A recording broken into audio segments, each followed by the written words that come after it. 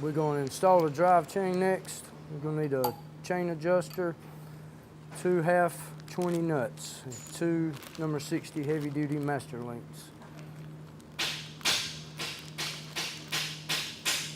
We're going to put the drive chain on the idler sprocket, roll it around. Then we're going to continue pulling the chain through on the back side. Then we're going to connect the chain to the drive motor and get some channel locks to turn the sprocket to get the chain to come on around.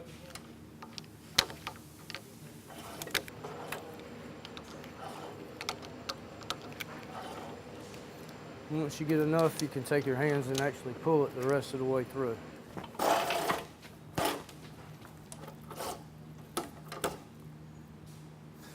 Alright, and then you want to put your chain adjuster on. Connect the chain adjuster to the drive chain with a number 60 heavy duty master length. Make sure you put the master length in from the top side down.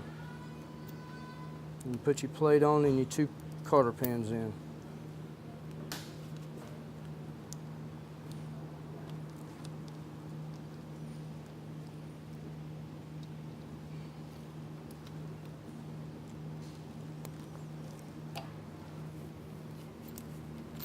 It's aggravating, but the reason is for clearance.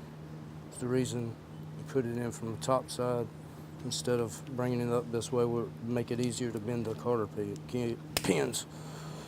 All right, then you want to push the intermediate all the way to the other side.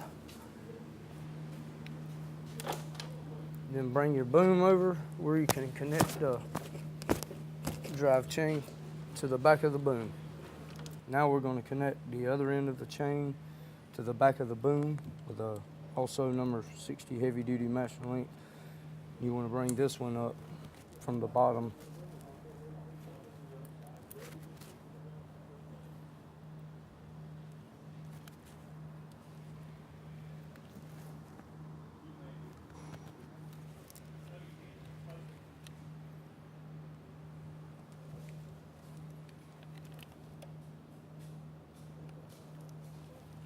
And once that's done, you want to take the boom that way to get the slack out of the chain.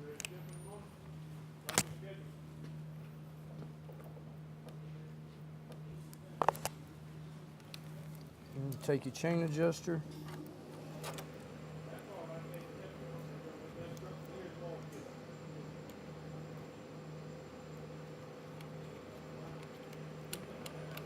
To tighten it, you're going to need a 3/4 deep well socket.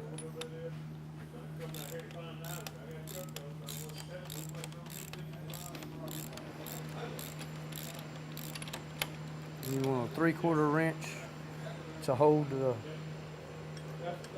chain anchor from twisting with you. And then you want to feel the chain. Make sure it's not too tight and not too sloppy. And once you get it tight, you run your jam nut up on the back side of the idler sprocket. And then you will take and lock that down.